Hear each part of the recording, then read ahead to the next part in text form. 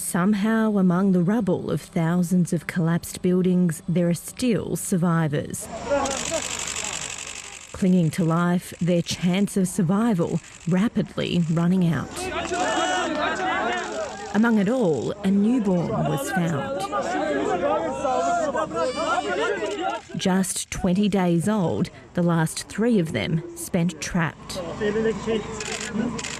Videos of the rescues beamed across the world show just a sliver of the horror. For the survivors, death is everywhere. 24-year-old Emre Kaya hugs his fiancée's body. They were meant to marry in April. We had a lot of beautiful memories. It was not meant to be.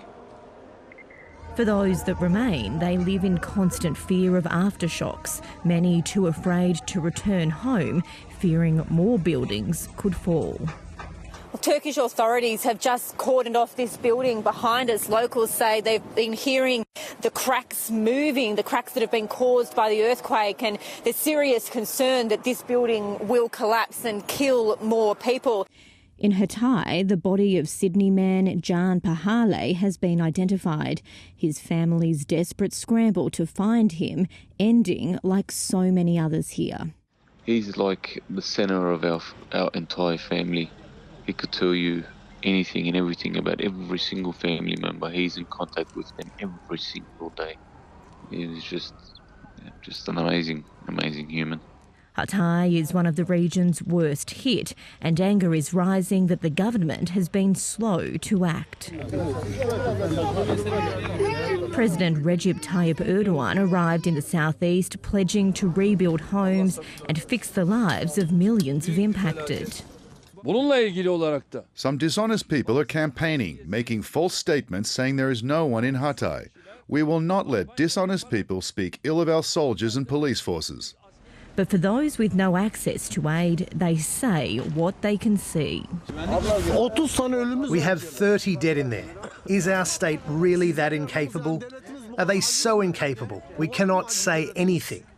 This is the highway from Türkiye to Aleppo in Syria. On one side of the border, international rescuers are starting to arrive. For those in Syria, no such help exists, especially for those in rebel-held areas. Rescuers struggle on without the tools they need. We keep the politics aside. We move the authorities, all authorities, move away from the issue, from the politics, and put the interest of the people first. In spite of everything, the white helmets plunge back into the rubble.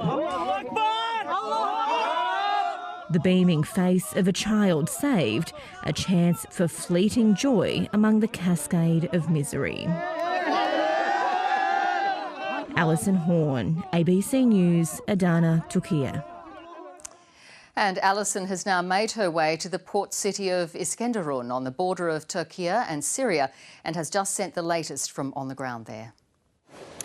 Here in Iskenderun, there is enormous grief, but it's being compounded by this massive sense of anger at the lack of resources here. We've been mobbed by so many people telling us that they are so upset at how few rescuers are here, the fact that they have been the ones pulling the bodies of their friends and family out of buildings like you can see behind me. It's being made even worse by a government-enforced communication crackdown. Sites like Twitter are being blocked. Even our communication channels are being blocked as well. And although there are a number of rescuers on the ground here, there's just not enough. The people here say the main message they want to show the world is that there is not enough help and support being delivered by their government.